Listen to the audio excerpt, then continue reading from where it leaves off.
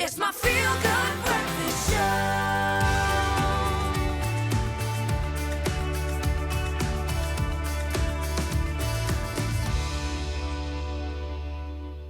Welcome back, everybody. This is your Feel Good Breakfast Show. It is Monday and it's time for our relationship talk of the day. Now, a feeling many of us have become quite familiar with during the COVID-19 pandemic is the uncertainty of what the future holds. It can make it easy to spiral into feelings of panic, dread, and anxiety. But there are many things that can be done to manage our anxiety and fears, even in the face of this unique crisis. It can be done. Yep, and today we are asking how the COVID-19 pandemic has left you feeling. Has it left you feeling more anxious than normal? What is normal? Is there a new normal? Clinical psychologist Asha Dullabh is here to help us unpack the subject this morning and hopefully give us some practical tips on managing anxiety. But if you'd like to leave any sage-like comments or ask any questions, please weigh in. You can hit us up on our Facebook page, or 021 110 552 is the number to connect with us. Asha, welcome back. You look beautiful as always. Right. You don't look anxious at all. You look like you are controlling this. Is that just on the surface, or is there anxiety bubbling under? I joke about this because we can joke about it. We've earned the right after the last year and a half. We've been through the highs and the lows. But I need to draw the distinction straight off the bat because these are two different subject matter that we have discussed at length. There is anxiety related to the situation, situational anxiety, which is a normal response to your situation. And then there is an anxious disorder, an actual mental disorder. How do we distinguish between the two? Well, we all have free-floating anxiety within us. So when anxiety is appropriate to the situation, that is normal anxiety that we all have. It has to be appropriate to the situation. For example, COVID, there is worry, there is concern, there's uncertainty. So there is a level of appropriate worry. Exactly. And anxiety disorders when there's a prolonged level of distress and impairment in one's functioning. It's really getting in one's daily functioning, getting in the way. There's sleep disturbances, there's emotional disturbances, your relationships are suffering, your work is suffering. So it becomes quite disenabling, debilitating, and you really feel it. I think the person that has anxiety, they know it, they feel it in their body. They just don't know how to get out of that feeling. Can't switch it off. I remember this so well. I think last year I went through a phase where I was struggling with anxiety, where I couldn't think, I couldn't focus. I literally had to seek help. And maybe we can speak about, that aspect a little bit later on. But is there something called healthy anxiety? I know you laugh, but is there something that's... No, but I mean, like our job, for instance, has a little bit of healthy anxiety. You need to be a bit nervous so you can be honest, so you can be focused and stay in the moment. Absolutely. I think that it's a motivational factor. I mean, people, even during COVID, they're getting tested, they're getting vaccinated. That is anxiety that drives one. It gives you a chance to sort of do some checks and balances within yourself. It's also a greater sense of awareness. That kind of level of just alertness also heightens one's awareness. It's protective in nature. It keeps us aware of circumstances collectively, individually. So definitely there is an element of our healthy anxiety there. Part of the human condition, yeah. But how do you know if it's healthy or unhealthy? When should that be like a thing of concern when you're feeling anxious? Well, again, it's really that physiological response. Anxiety, we hold it a lot within our bodies. And when it becomes unhealthy, it's when like I said, it's really getting in the way of our daily functioning. Yeah, and most prevalent is sleep disturbances.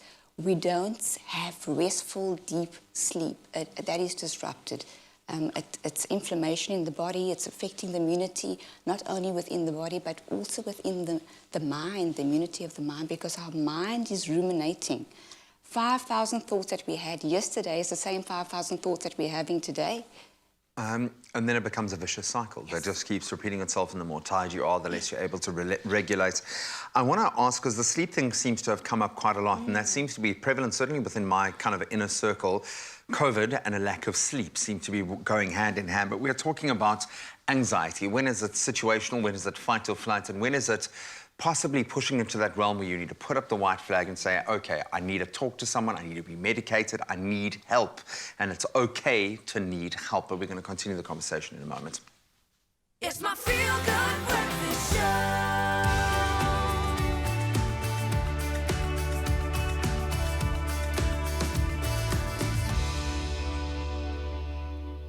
Yes, you guessed it, it's Monday, so we're talking all things relationships. And today we're asking you at home, has the COVID-19 pandemic left you feeling a bit more anxious? I'm sure we can all agree to how this. has it? How How has has it? it? Yeah. Now, we are, of course, back with clinical psychologist Asha Dullabh to unpack this topic, so do weigh in with your questions or your comments on our Facebook page. And our studio line number is 021-110-552, and we'll answer all of your burning questions.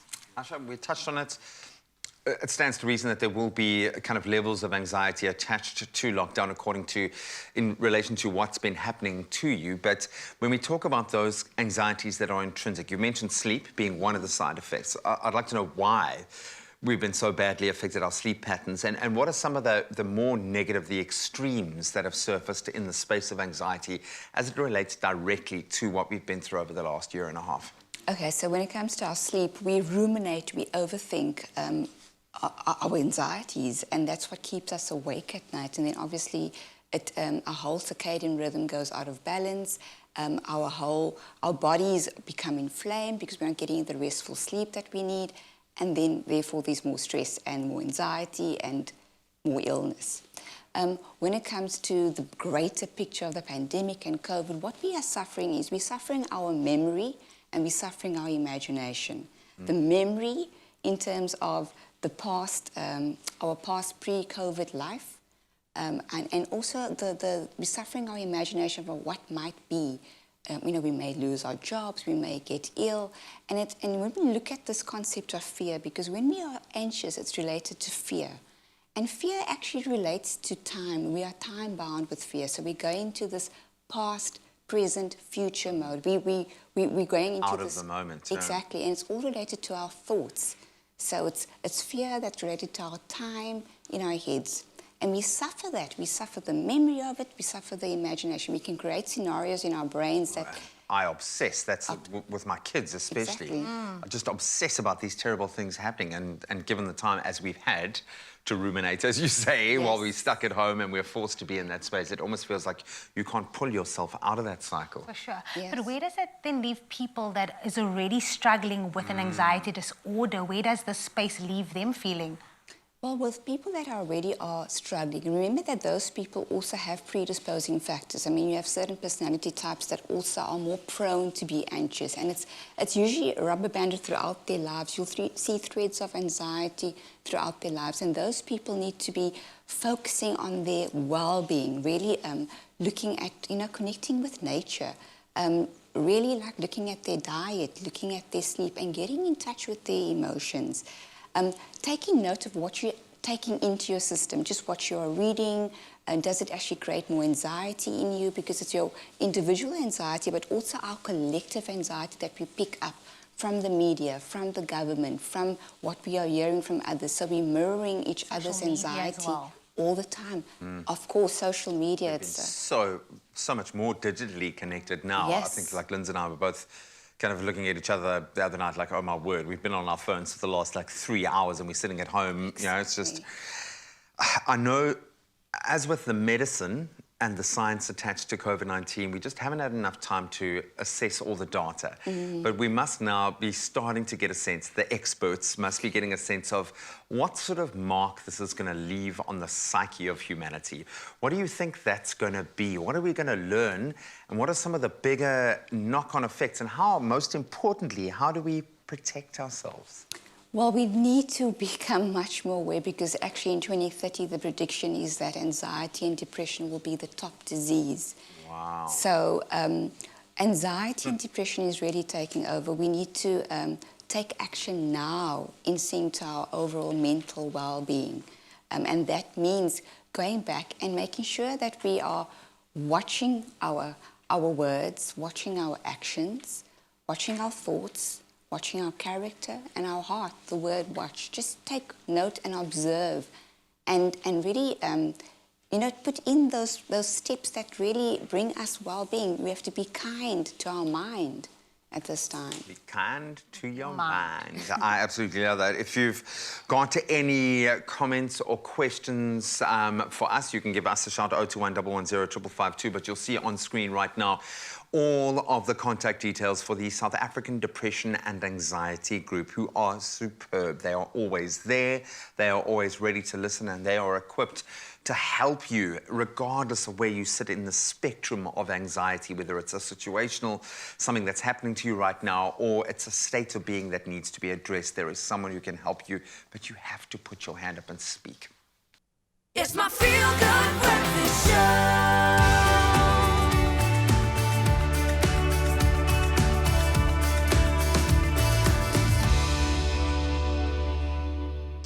Welcome back. You're live with Expresso on this Monday morning, which means we are talking relationships. And today we are asking, has the COVID-19 pandemic left you feeling more anxious? We are back with clinical psychologist and good friend Asha Dullabh to unpack the topic.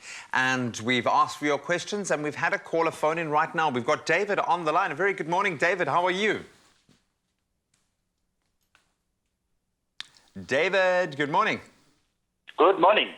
Good morning, David. Great to connect with you this morning. Thank you so much for the call. What is your comment or your question? My anxiety stems from my 81-year-old mother. Okay. You've got to go to the shops, you interact with people, though you take all the precautions, and I am just so anxious. It's just really, it's crazy. She's 81 years old, and that is my anxiety. And I'd just like to know how do we deal with something like that? Oh, you are not alone. Very, very good question, David. Asha? You see there with David, he's anticipating the pain and suffering of the worst case scenario of perhaps losing his mom or getting ill and also just affecting his mom. And this is what anxiety is all about. It's the anticipation of the experience of pain and suffering. And I mean, anonymous David is, it's David, he is taking precaution. So he's doing the very best he can. He's protecting himself, he's safeguarding, and he needs to just trust that he's doing the best that he can. So he needs to befriend his anxiety, become one with the anxiety. We cannot actually get away and fix it and resolve it because anxiety is part of us.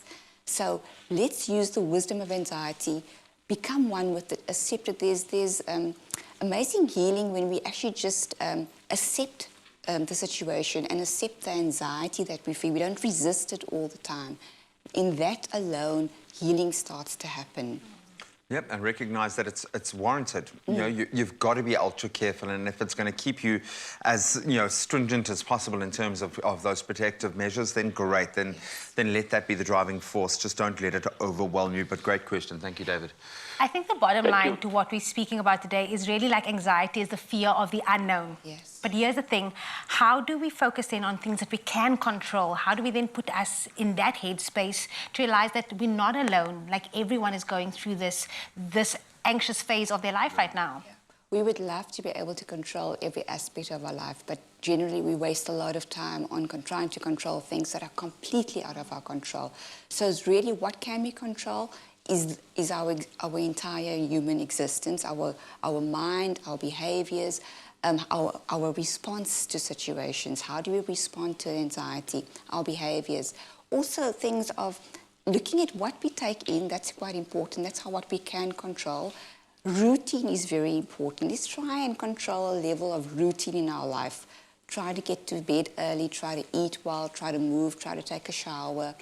Exercise is very, very important. Research is showing that exercise actually helps with anxiety in a number of ways.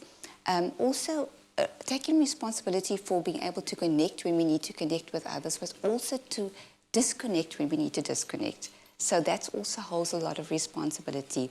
Of course, there's so many ways of managing anxiety. We can journal, group prayer, pray alone, gratitude, exercise, are all ways that we can manage, but also just expressing it. Let's talk about it, just like we are having a conversation now. What's the one thing you, as the professional that you are, who gets to lean on your own intellectual property, I suppose, what do you say to yourself when you feel anxious? I breathe. There's nothing more powerful than the breath that we hold within ourselves. Breathe in peace, breathe out anxiety. Sometimes we can even just use a saying or a prayer that an affirmation that we repeat just to release ourselves. And that calms our mind. Meditation helps a lot. Just to silence the mind, because our mind is very busy and distracted by all those thoughts that keep coming up. And also spending time in nature, I find that that always Completely. helps as well. Reconnect with nature and reconnect with your body. Asha, some sage advice. Thank you so much. We're going to do that right now. We're going to put into practice what we have been speaking about and reconnect with our bodies and do, yes, some deep breaths.